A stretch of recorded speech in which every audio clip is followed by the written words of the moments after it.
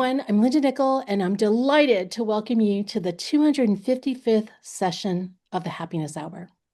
If you'd like to stay in the loop and meet even more inspiring photographers, sign up for our newsletter at lindanickel.com/happiness hour. Tonight's guest is Jackie Schletter. Jackie.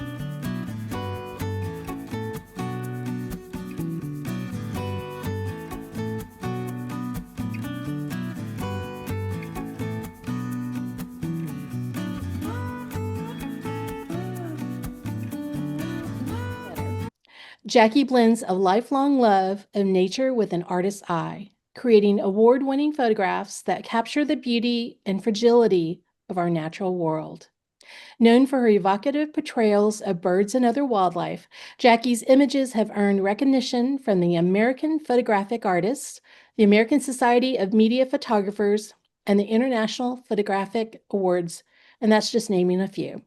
Jackie continues to share her knowledge and passion for nature and photography through workshops and one-on-one mentoring. If you're on Instagram, look for her at lowcountry_nature, and you can find her workshop schedule and sign up for her newsletter through her website at jackieschletter.com, and I will link those in the show notes. In tonight's presentation, Creative Editing in Lightroom Classic, Breathing New Life into Your Images, you'll discover how to transform photos you might have overlooked into expressive, eye-catching pieces. Jackie, welcome to the Happiness Hour. Thank you very much. Appreciate having me. Yes. So I am going to kind of basically run through my presentation. If there are questions, I don't know if it's best if you like them asked along the way or save them till the end, but I'm happy to answer, anything anybody wants to know. All right. Before you get started, Oh. what did I miss in your bio? Is there something that you need to like pepper in there that I kind of skimmed over? Because I stalked you. That's how I found you. But if there's something that I missed that you want to share, please take a minute to just. Yeah, there's not a lot else to tell, honestly. I have done photography. It has been a lifelong passion, and I started when I was a high schooler. I'm from the Chicago area originally. You'll probably hear it. But I loved photography from the get-go, and I was very lucky to have a very advanced program through high school. And by the time I got to college, I was well ahead of the game, and learned a lot in college. And I really thought this would be my career, a photojournalism type career, but as all of our dreams often don't pan out, that didn't happen, and I ended up in business ownership. And over 30 years, I had a couple different careers. The last 20 were spent in veterinary medicine. And then in 2021, my husband and I decided to make a move from Southwest Florida to South Carolina. I live just outside of Savannah, closer to Hilton Head. And I told him, I said, I've had enough of vet med. I need a break. I'd really love to go back to something that I have so much passion for. And God bless him, he said, have at it. And so the last 4 years, I've really been, this has sort of been a deep dive back into photography for me. And Well, very different, by the way. This is, I grew up in, I was in the age of dark rooms and film. I processed my own film and my images and with all those stinky chemicals. So coming back into photography in this digital age has been unbelievably fantastic. it's a lot of fun, isn't it? It is. And Yeah. then with the software that we can play with, it just takes it to another level, which Oh, which is why no you're doubt. here. Because when I look at your wildlife photography, I'm going to be very specific and say your bird photography and compare it next to mine. I'm like, oh my God, it's night and day. So, you fall into the category of people that are doing the work that I would like to do. And so thank you, thank you, thank you for accepting my invitation to join us. And this is going to be a treat. So So thank you everyone again for coming. And I'm going to run through some of I guess most of my journey in terms of how I found this type of photography. So I get a lot of questions about equipment. I'm not a technical shooter. I'm always very upfront about that. I kind of learn just as much as I need to do what I want.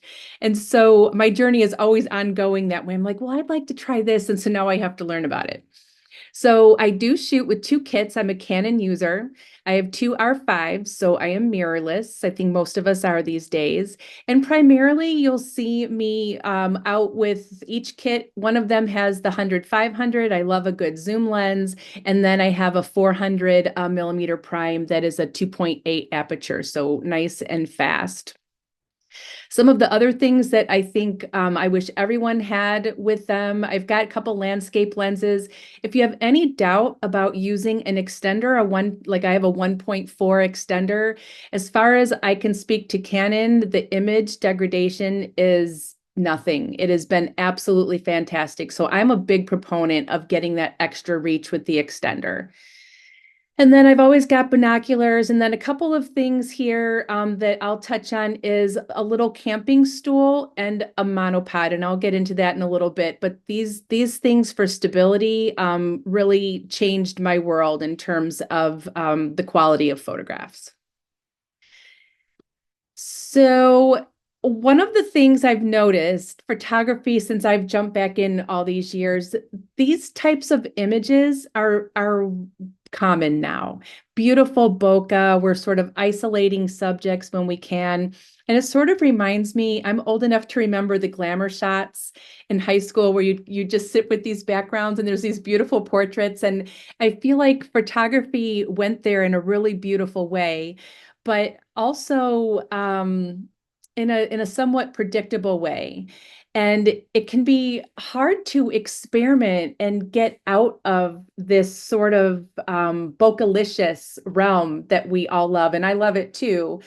But a lot of us are taught and trained, and I certainly was formally, that we're really after a technically perfect shot. And I still hear that now, where folks are endeavoring so hard to get it all right in the camera so that you don't have to do anything in post-processing. And if that kind of photography floats your boat, rock on, because that is a really special skill, getting these images great right out of the camera. And I endeavor to do that as well, but it is somewhat limiting. And so this is again where I just thought to myself, gosh, there must be more. We've got these Lightroom, Photoshop, so many different ways that we can be creative. So the really cool thing is I've noticed, I don't do a lot in Facebook, but on Instagram, I have noticed so many people stepping into a creative vibe, and I absolutely love it. And that's what really lights my fire in terms of photography, is going out now and thinking, gosh, in the field, trying to figure out what I can do in post-processing. So it's something of a hybrid in that I am using the camera with great intent often to meet an end game that I want to see in Lightroom. So it's not necessarily that I'm just taking an image and then doing whatever I want with it in Lightroom. There's definitely some planning, and we'll talk a little bit about that. So breaking this kind of convention that every photograph doesn't have to be perfect. So some of the things that I have sort of latched onto and love is that I think ISO in our digital age can be exploited, and I'll show you in a couple of examples for that. Shooting in all types of light. There's a gal I know who says that nothing good happens after 10 a.m. for photographers. And I just couldn't disagree more. There's so much that happens between the golden hours and the blue hours. And we can definitely exploit light and daytime, what happens during the day. Not all critters are out at dawn and dusk. So it's important to learn how to shoot, I think, at all hours of the day. And honestly, I say the light is only bad if it doesn't serve your purpose. So if it's not meeting your artistic or your technical purpose, then it's not the right light for you. I overexpose and underexpose with intention. I'll show you a couple examples of that. Using atmospheric distortion, everyone hates heat haze, but you can use it to your advantage. And then finally, yes, you can handhold your camera, but should you? There's so many great ways to stabilize and help yourself along in terms of making really sharp, crisp shots. So no matter your goals, I think that your foundation, like anything, if you play sports, you've always got a good foundation to get better at it. And I think the same thing applies to photography. So while we'll talk about some of the artistic side of photography, we're also going to talk real quickly about some of key elements that I think are really important. And if you need these things to excel also in the creative side. So I love that our cameras work. You can shoot on full auto and take beautiful pictures, but I do think it's important to understand how to shoot manually and to change aperture, shutter speed, and ISO to your advantage.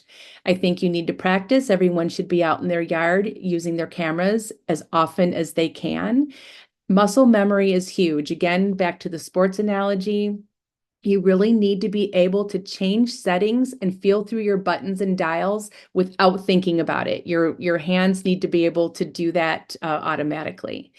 If you're not using a back button focus, I definitely recommend it. Makes a really big difference. I use all three back button focuses on my Canon, and there are about 1 million videos that show you how to set that up. But it takes away the focus from your shutter button and makes a big difference on locking in and how you use your camera. I think everyone should know the limits of their handheld shots. I can go down to about a 30th of a second. As I get older, I think that it's changing, and it's probably a 60th or 100th that I know it'll be really sharp. But that makes a difference if you're hand holding your camera, knowing how low you can go for a sharp shot, and then how much ISO you want to give up in exchange. So it's important to know what you can do. Again, that becomes less important if you just put yourself on some kind of steady system tripod. I'm a huge fan of a monopod. This is fatiguing. If you spend all day in workshops or just all day out, our long lenses get heavy. So I think there's also a good reason there to use a monopod. I shoot at eye level every chance I get, hence my little camping stool. It's light and portable and makes all the difference in lots of ways. I stopped worrying about ISO a long time ago. We just have too many ways to mitigate it in post-processing. Doesn't mean I go willy-nilly for ISO, but I also don't fret when it gets into the thousands. And I've got beautiful images at 10,000 and 20,000 ISO. When you're shooting at dawn and dusk, you often need to go there. And then finally, I think it's important that we understand a little bit about the histogram and what it's showing you. So if people aren't seeing it in their viewfinders, I always recommend that you have your histogram showing. And I've got a couple examples of that as well. So real quickly, we'll just go through some high key, low key, painterly, color splash, and adding artsy filters. That's kind of the different types of creative that I'm going to follow through with here. So here you can see this is just a pretty egret. Generally this wouldn't really be an impressive shot, right? But I look for elements that will make pretty art. This one had it. There's bokeh balls back here in the water. This bird has rim light, so all of that glow shooting into the sun a little bit. You can even see a little bit through the bill. There's a piece of feather. So look for elements. You might not have a really spectacular location, but maybe the bird or your subject has spectacular elements to it, and then you can exploit that. So here you can see I just color toned the backdrop. Now those bokeh balls are actually part of the story here. We brought those forward. So there's elements in this image that I liked and that I exploited. Now this is where I started. So when I first got started deciding that I needed to be more creative, here are a couple of images that terrify me, honestly, looking at them now, because I was just shooting for the bird. Cormorants have beautiful sapphire colored eyes. This pelican had gorgeous colors and a weathered beak, like it was like an old soul. So first of all, you can shoot just for the subject and make something artsy, but then also a lot of times this made me think, gosh, what other images are hiding in my Lightroom arsenal that I might be able to go back that I didn't do on purpose, but that maybe I can repurpose. So here is where those two images ended up. So these are dark backgrounds. This is when I first started experimenting. And you can see that beautiful eye. There's water beating off of the bird. So there were very specific elements to these images that I wanted to work with on the artsy side. And so we ended up kind of making a couple of portraits with these images. Now, I created just a few little shorts that can show you how I did this. So here, this is just, obviously grabbing the bird here. And then I'm going to mask and then just subtracted the subject from that background mask. And now literally just dropping that exposure. And most of what you see tonight is just going to be using this tiny upper section of Lightroom. We're really not even diving into all of its amazing capabilities. I'm showing the easy stuff, the really low-hanging fruit, and how impactful it can be. So all I'm doing here is dropping these sliders. Then I went in, I'm on a Mac, you can hit K, and I freestyle with a brush all on its own. And then you can see I'm pulling down the exposure sliders. And now I'm just going to start painting with that brush. And we're just going to let some of that black background fall away. So you don't want the sticker effect. I like to kind of fade out the edges. And I'm even going to go around the edge of the pelican here. So you're taking away the hard line, and the bird or whatever your subject is just going to sort of more fade into the background instead of be an element sitting on top of it. So I'm literally just slightly touching, and you can see this tool has a bit of a feather to it, and just running the edges. This makes all the difference. Then you can see there's just a tiny little part of the background that the mask didn't grab. So just taking care of that.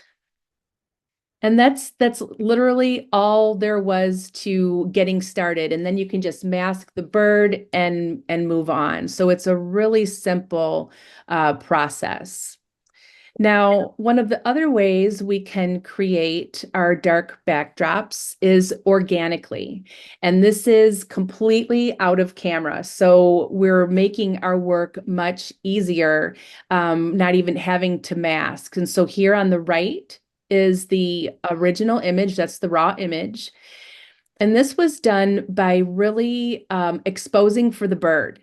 So I decided what my shutter speed and aperture would be, and then I just kept lowering the ISO until literally through the viewfinder, you can see how dark your backdrop is getting. Once I was happy with that, click the shutter, and then here we are. So this is an organically dark backdrop with just really, I clarified the feathers a little bit, maybe just brightened the lures and the bill here, but this is breeding season, and this is what this bird looks like, as all of the birders here know. So here we've achieved something similar, but 100% did it in the camera and with intention. And then same for this image. Again, same thing, exposed for the bird, an organically dark backdrop. But this bird has a lot of detail that's sitting around it. So I had an idea of carving out something really artful for this particular piece. And so if you're not using the navigator, again, I don't know how advanced everyone is here, but it's amazing how many folks tell me they don't use Snapshot or Navigator.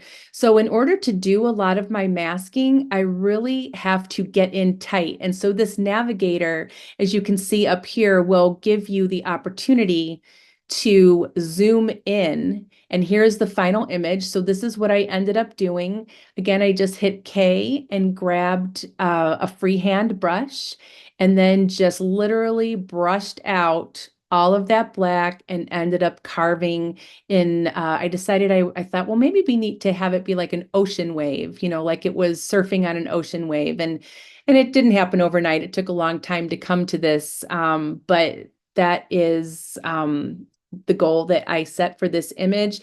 And then I just worked it with the brush. And then here's another little short to show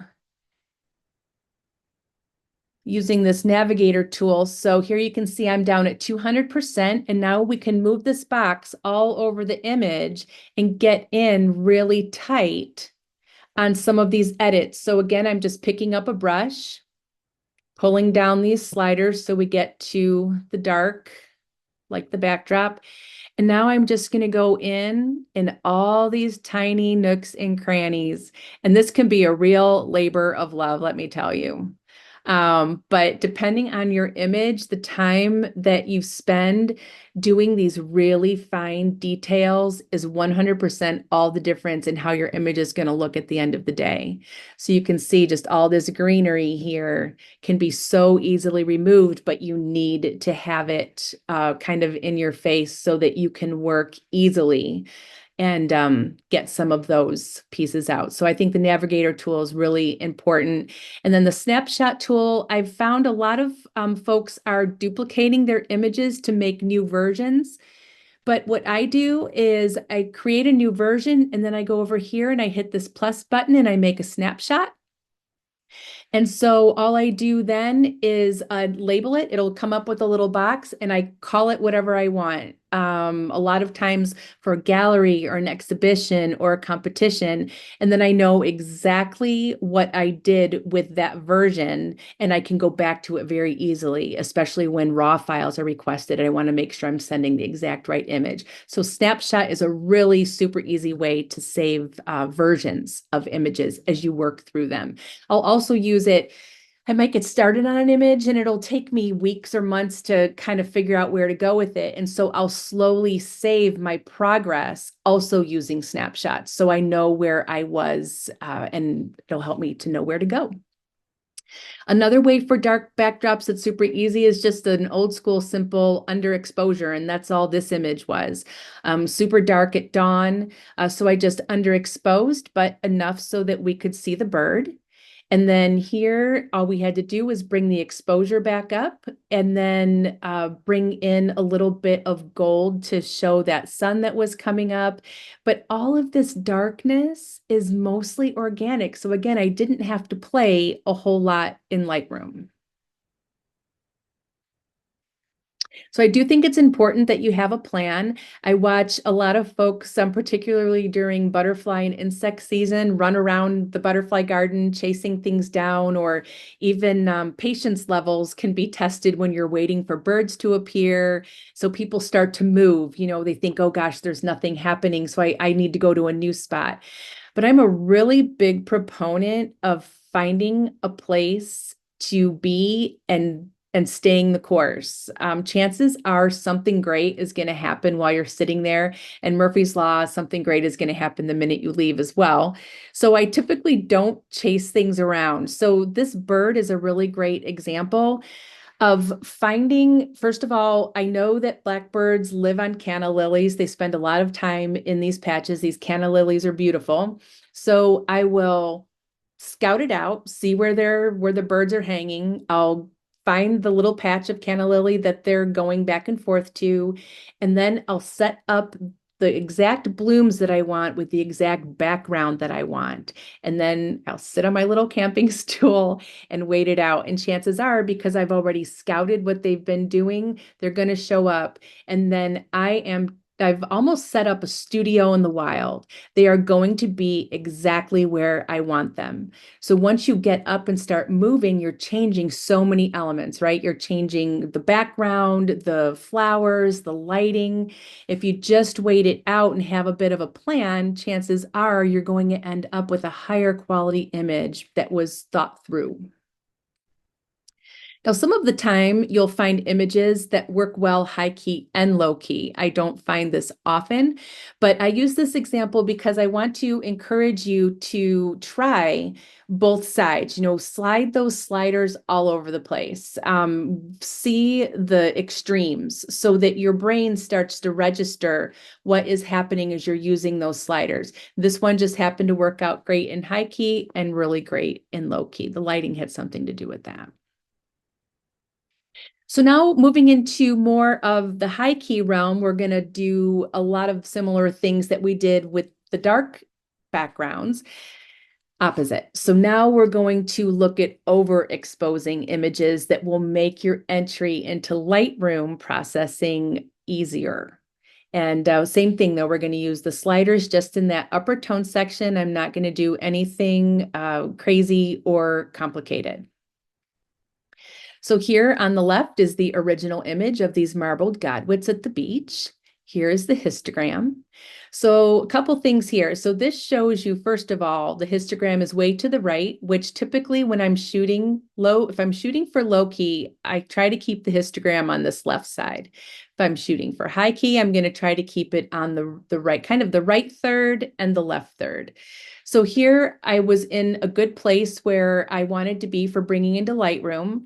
Now, one thing that y'all will notice within some pictures we have coming up, you will blow out the whites. And I'm here to tell you it's okay. It really is okay. There isn't anyone who has purchased one of my images that said, oh my gosh, I can't have that in my living room. The whites are blown. It's not a thing. So when it comes to artful renditions of our photographs, we have so much more leeway and can actually use some of the things that we consider massive flaws in standard, technically perfect images to our advantage. So with this image, I was just able to do some simple masking, bring that background to white. And then I want to focus tonight too on making sure that you have a mix of textures. This really lends some nice depth to images. So here I really overly texturized the backside on, sliding that texturizing slider left. And then here I almost over texturized to make sure that this bird was as sort of sharp as it could be. And then even down in the water, so I made all of the outside of it soft, but the part where the reflection is here, I over clarified, and also dehazing is super for water. And it really, I always say dehazing makes water more watery. And that's what I did here. And so there's a whole mix of things going on in this image. So similar here, a histogram way to the right, super overexposed, just shot for the bird. And then same thing, just I'm gonna show you this one too. Cut out the bird here, and then we're gonna go to town with a little bit of cropping and masking. Now this one, you don't always have to have all white backdrops. I left a little bit of environment so you could see that this bird was standing in the water. And then here's a quick short for this one. Now this one, I'm going to grab this bird with the object tool. I think a lot of times you get a cleaner catch. Look how nice that is. And then I'm going to invert. So this is how I'm going to work with the background. So I have a super crisp backdrop, and look at that. Just slid it to the right. Done. Super easy. And then you can mask in the water part, but for this purpose, I wanted to show. Now I'm just going to grab the object tool for the bird. Now these whites here, you can see the cap feathers. Some of those are kind of missing. You could go back in and mask those in. For time constraint, I didn't get too crazy, but this is where I suggest moving your sliders all over the place, and you will see such a different look start to emerge from an image like this. And I'll come down. Now this is 1600 ISO, and I went ahead and just sharpened and put some luminance there, just use the manual. So a lot of times I don't even denoise it for artful purposes. You don't always have to. And then just working with saturation. You can see how it's changing. And this is what I want you to, think about as you're trying to get artful with your images, is seeing all the possibilities. And I'm only playing with a couple of little things here. Your blacks, your whites, your contrast, all of it will make such a difference when you're playing with these images. Lots of fun. Couple more examples here. This is a linear masking that made this background. So again, intentional overexposure, but sharp. So we have a nice eye and bill. Now, some of these, by the way, they're uploaded into this presentation, not super high res. So if they don't look tack sharp, that's why. Now this one was done, and I'm going to show this to you too, with just a linear gradient, actually a couple of linear gradients to add in this blue background of the ocean and almost a little bit of Belt of Venus here. And then this image, same thing, overexposed. And then we just kind of brought back all the color and sharpness. And then here again, just masking in some of the water just gives us some context as to where we saw this bird. This was at a low tide here in the low country. And then images like this look amazing on mediums like canvas and like a high quality cotton rag, like a paper that's really texturized. When I do these like that, I'm usually asked, is that a watercolor or a painting or a pastel? So the medium that you go to with some of the images makes a big difference too, but those render really beautifully on that type of edit renders beautifully on paper. So there's a lot of tone in the middle too. I don't want you to think it has to be, white or black. You can, even with the black image here, I added back in color and clarity to show this great blue heron fishing at low tide. And then here, this kind of started out on the white side, but then I toned in color. And again, it's just using a mask. And then I'm only using like the tint and to change colors. So I'm not even going into the color bars or wheels to do this. I do sometimes, but I want to show you things that were done easily that you didn't have to get really, really detailed with. Now I'm going to show you a little short here of a linear gradient. So here's an original image, this beautiful saddlebags dragonfly. And so this is the raw. And then here on the right, you can see I changed the tone color, just masking. And then I brought in another mask on the top to add additional color. So just to take all that white away that was just natural, part of the image. And this is a really easy way to take care of your backdrops. So here, just dragged in a linear gradient. And now I'm just going to start playing with color. And as you can see, I'm only using the temperature, the tint, and the hue slider. And then I'm just kind of looking at all of my options, slide them and see what colors. There's some saturation I'm bringing in. So I kind of left it blue, and now I'm bringing in a second mask. So same thing, just going to grab another linear gradient. And this one I'm going to kind of drag in from the top. So the cool thing about doing this as well, so now I can bring in a second color with this linear gradient. And again, I'm just going to kind of let the color sliders dictate as I look, just kind of do it on the fly. But the neat thing is that where these masks intersect, and you can do this with as many masks as you want, but they're going to make a third color for you as they blend together. So here you can see there's some blue, there's another tone of blue, and then we've created also something of a bit of a little vanilla part of the sky there as well. So again, very, very easily done. Jackie, real quick question. Yeah. I noticed it's a 500 millimeter lens. Somebody just wanted to, the question was this taken with a macro, but I'm guessing that it was the 500, correct? These are a combination of the zoom and the 400 millimeter. Okay, great. Thank you. So the prime and the zoom. Thanks. Yeah.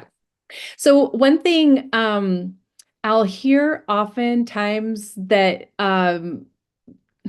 there is an advantage to having the 400 millimeter prime. There is no doubt. Being able to shoot at a 2.8 aperture morning and night is a huge advantage for light, and the bokeh it creates is off the rails. There's no doubt. But so one of the reasons the images that I have here, that I use the images that you're seeing tonight, is many of them were taken with my 100-500 before I had my prime lens. And so the effects that you're seeing are from Lightroom for the most part. So when we look at some of these backdrops, they weren't just created because of the advantage that type of lens can bring. So I hope that clarifies a little bit. So another kind of neat look is just a light and airy look. If anybody knows Kelly Lukey, she is the light and airy queen. Her work is just spectacularly beautiful, and she lives in this beautiful, dreamy realm. And I know that's a combination of her own cocktail of magic. But we can also work images with that sort of feel in terms of adding. So again, we've got some highly texturized portions of the image and then some under texturized, right? So we've made this very soft and smooth and dreamy. And then, so it's not just the back, it's not just your subject and the backdrop, but I think it's important to add those elements to your subject as well. So I went through here again, just grabbed a brush, handheld, and I'll just go in here and make, for instance, the feathers highly texturized. And then here, I soften this. And again, texturized here where the bird's head had been in the water. But then I might soften again around the edges like we did with the pelican, so that you're creating some depth, not just in the background and with your subject, but in the subject itself. And that's really easy to do. Now, one of the other things I like to do that helps you really work your creative juices, and when you had absolutely nothing to start with. So this was an early morning dawn that I was hoping would come to fruition, and it didn't. So, but the sun was trying so hard to pop through the clouds. This is a natural fog bank. But there were some elements of this image, kind of like the first image I showed you. There were some elements that I loved. It was calm. The feeling of solitude was fantastic. Flock of gulls circling. The sun was trying to come through. There's that layer of fog. And so what I'll say is, there wasn't really anything. A monochrome version probably could have given this some credence, but otherwise, this really wasn't a great morning to shoot in terms of art. So then I say, create what you wish you would have seen. And so this is just a product of really some radial gradient masking here. So I'll draw sort of a long oval with the radial gradient. And then the rest is just bringing in those masks. And so remember, I said your multiple masks will start to blend color for you. And you'll have to think about it less. You can just move your masking around. And again, this image took a long time for me to get to a happy place for me. And then I even put in a radial gradient down below because clearly we would see a reflection had it been there, had the sunrise done what I hoped it would.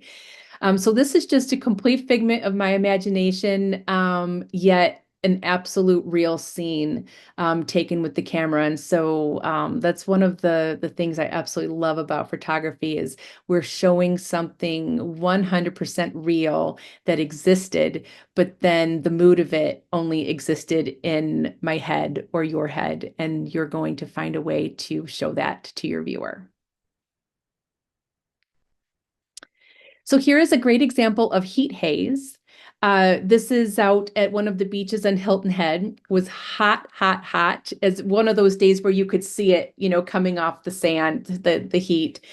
So this is about 50 yards out. So we're already probably not going to get a super sharp shot. But I took these images because I loved the variety. There's like 7 or 8 different birds sitting out on this sandbar. And when I got back in to look at the images and I opened them up in Lightroom and I thought, wow, look what the heat haze did. So this was a happy accident for me. I didn't really realize what a painterly feel the heat haze would automatically give me. So in Lightroom, all I really had to do with this one was color tone it. So I definitely made the tones more vibrant, and again, just bringing in a linear mask and then playing with saturation. And then here, I would go in and maybe just make some of the sand more clear, clarify the sand, and added some color tone.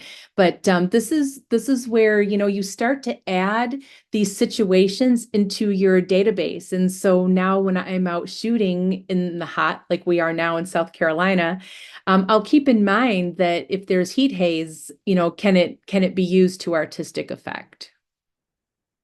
Now, other artful processes, cropping into images is something I love to do. You might have a big old scene, like I was up in near Shims Creek in South Carolina here where shrimp boats sit.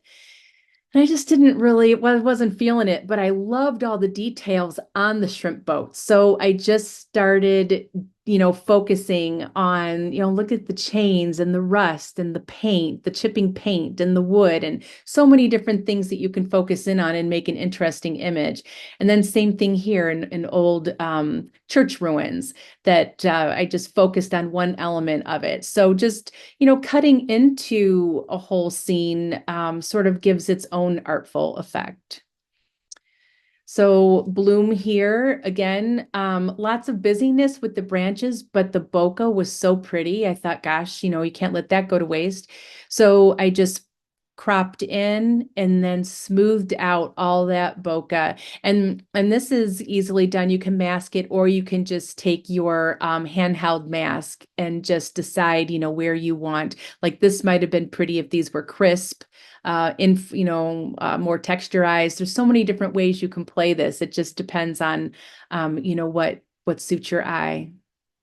Color splashes are a really fun, artful way to play. This is in Bruges in Belgium, and it was wet, rainy night. And so I did a little street photography, which is not my jam. So I don't really know what I'm doing with street photography, but I liked that it was wet, and I decided to render it in black and white.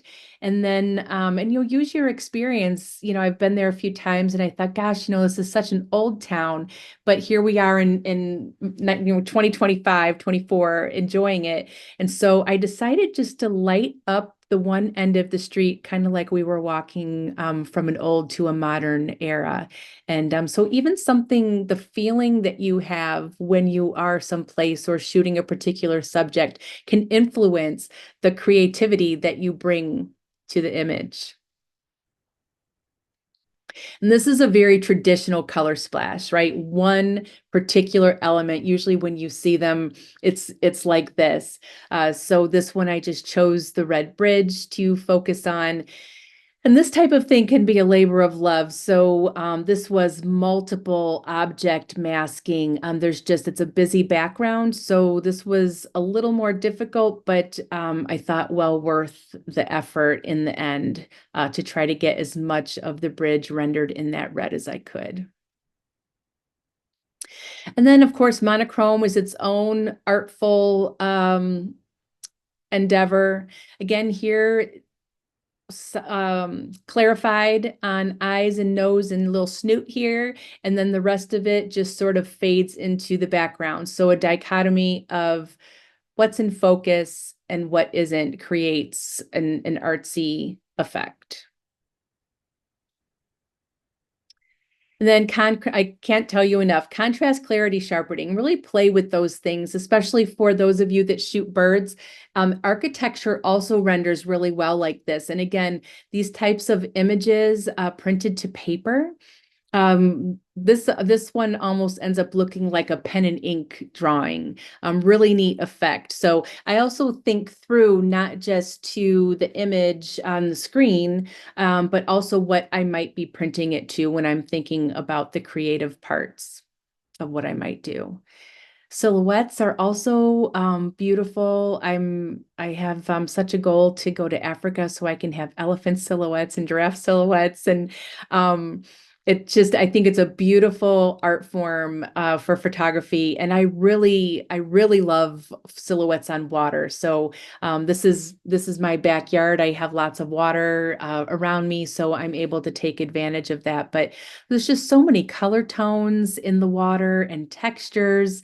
So I think silhouettes are also a really pretty way to create art. And this is again in another black and white, but this is kind of just the opposite. I smoothed everything out and almost looks icy.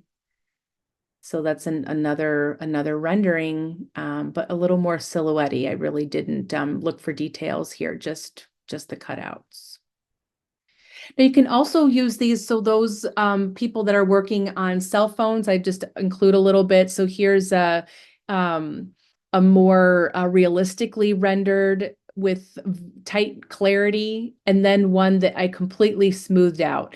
And again, this is one that on paper or canvas will end up looking really painterly.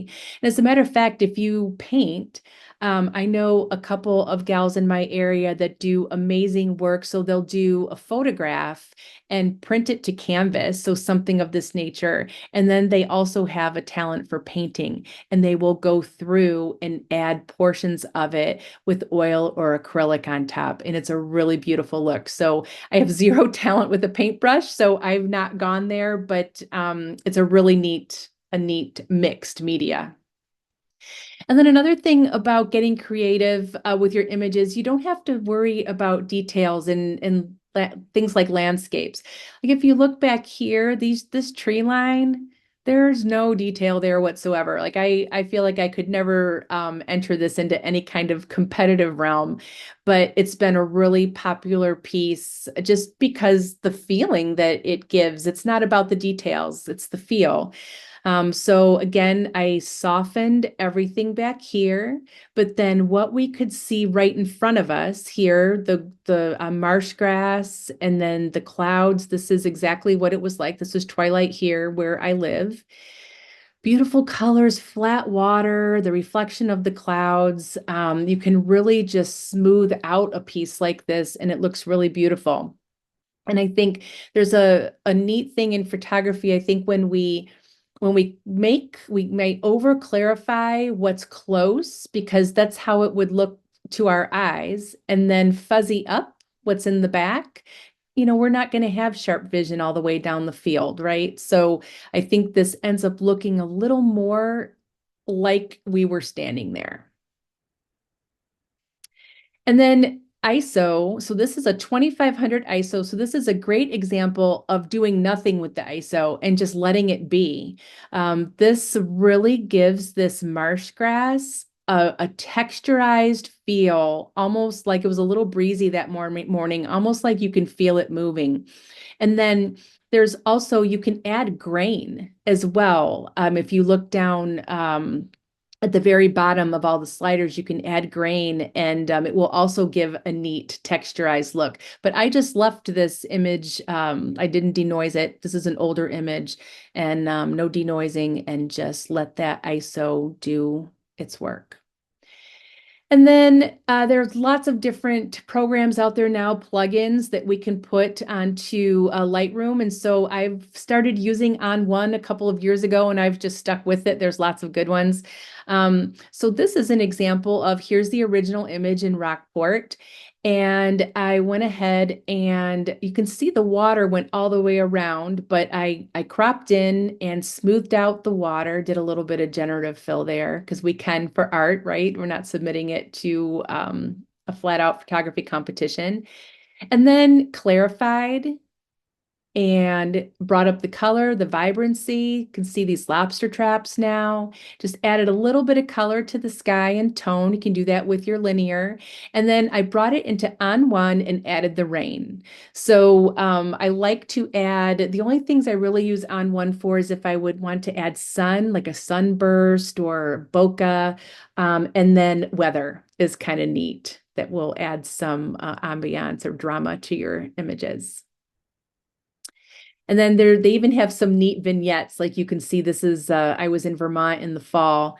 And so this vignette sort of does like a burst on the edges. And I liked that because, the wheel, you have movement with the wheel and then the waterfall. And I thought, oh, kind of gives like that fall burst. So you can find lots of different uses for some of these filters that sort of marry with what you want your image to put out there as a vibe. And this is a very subtle, here's your raw image of the snowy egret. And so this is just, I desaturated the backdrop here, but I made sure that some of the elements that make a snowy stayed true. So we've got the yellow lures here, and then those golden slippers that tell us it's a snowy. And then, so I left all of this almost in a monochrome and then brought this into on one for just a little bit of a sun flare. And it's subtle, but kind of makes a nice difference.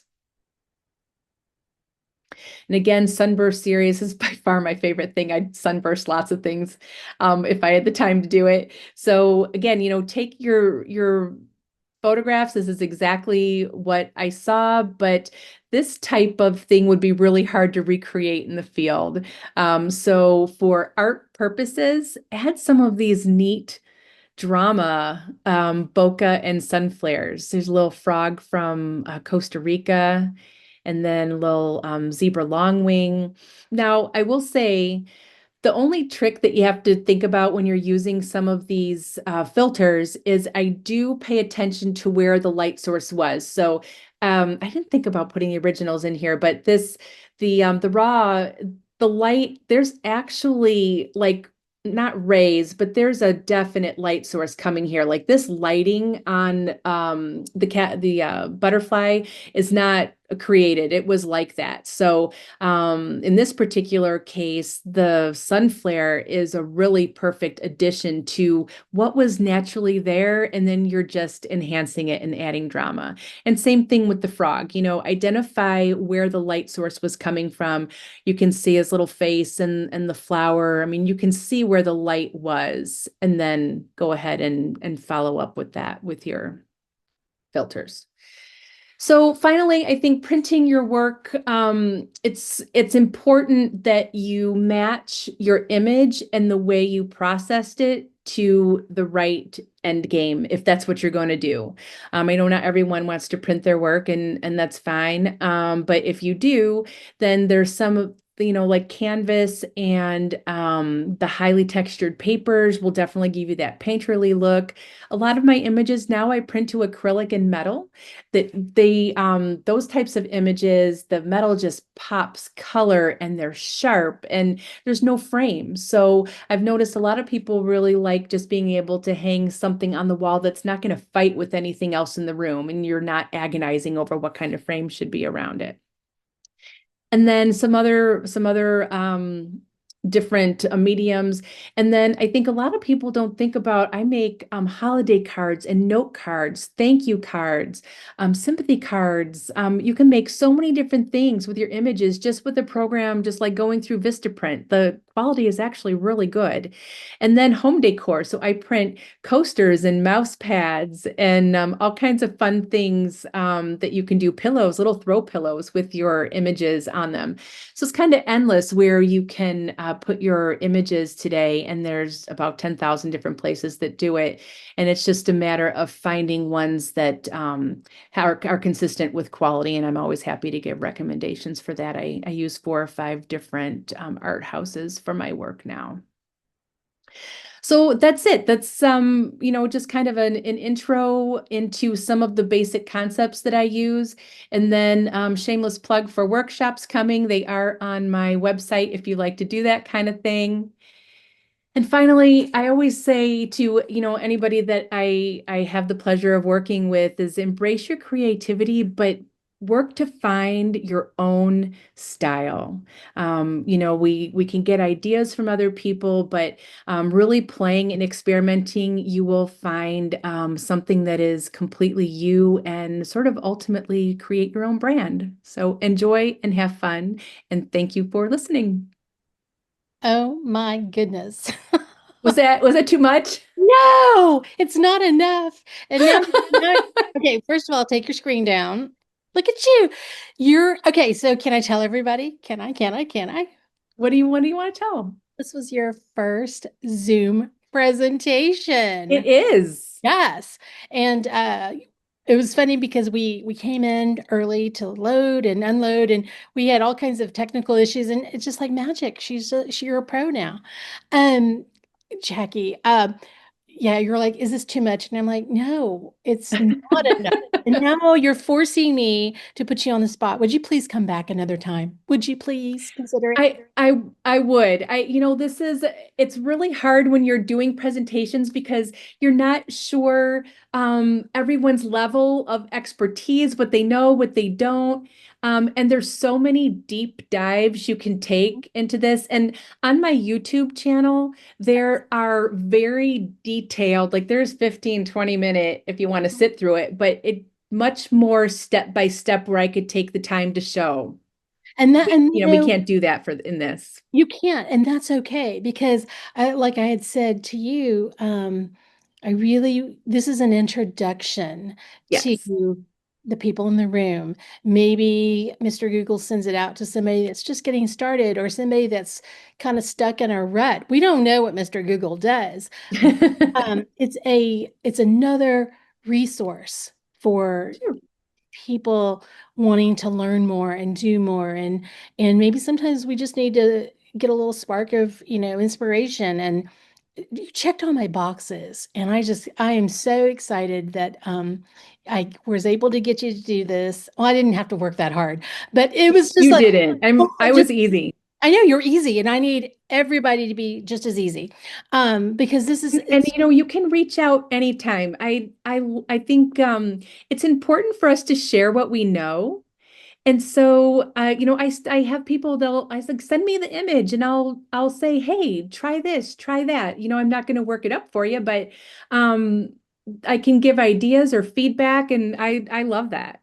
Yeah, and that's the beauty of this community is we're here to share, we're here to learn, Yeah. and I'm going to say um, I had it wasn't that long ago Valerie Hoffman, who's in this room, I had her come and do some things. What can you do with Lightroom to kind of tweak your image, and she was showing us with tools and things, and I loved seeing her pepper the chat with comments of like, I haven't tried that. So even somebody that is she's a professional working photographer. That's her full-time Mhm. job, kind of like you. And she's still learning too.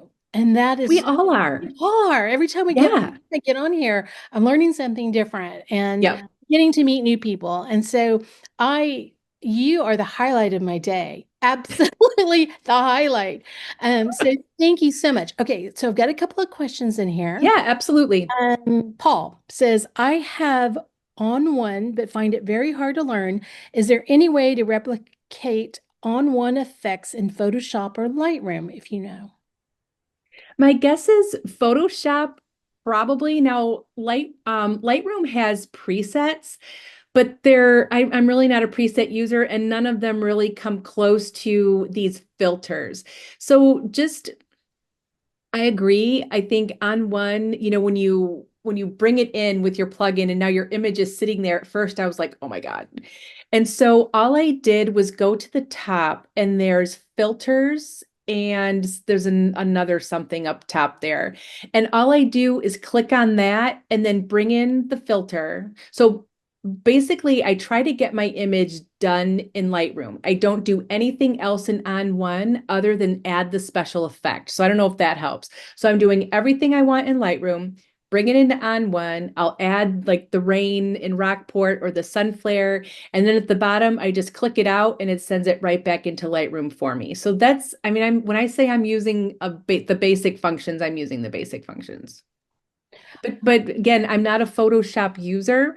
But I can imagine there's super, super cool things that you could do there. I am flying through this. So many comments, and I love the chat. That's one of my favorite things is to have the chat. So Paul I says, can't see it. I'm sure I should be yeah, able to. Well, it's okay. I will make sure you get it. I promise you, you'll get it. Um, so many really nice comments and encouraging themselves. Like, here's the last one. Susan just said, I love the license you've given us to play with bad light, bad images, and all the rest. So, I mean, Yes. those are, what's the word I'm looking for? It gives us permission just to play. Yes. And that's, There's no rules. it's There's no rules. There's no photography police. right. Well, I don't know about that. Harsh, pretty harsh. Okay, so you mentioned our friend Kelly Lukey. Yes. So do you know her in person? Have you met her? Yes. Okay, she is lovely, and I'm sure she would say the same about you. So I had Kelly on. So I'm gonna just for the people in the room, she was session number 226, and Okay. if you sign up for the newsletter, you'll know exactly when she's coming. But just between you guys, she's coming back in December. So Awesome. yes. So for those of you that are wanting more and more and more, um, you can tune in for that. And then I will somehow manage to get Jackie back in her. I'd be happy She to. didn't We say can no. dial in on something. Okay, yeah, we will. All right, Jackie, thank you so much. It was such a pleasure to meet you, and Thank you. Thanks. This was thank you, fun. thank you for contributing to the Happiness Hour project. Y'all, number 255. So, Jackie, thank you so much. Thank you, Linda. All right, next week, I've invited Tony Baldessaro to return to share his presentation. This is an extended version of a TED Talk he just did. So, the power of photographing natural moment from within. So, until next time, go out and create something beautiful, and I hope that we see you again soon.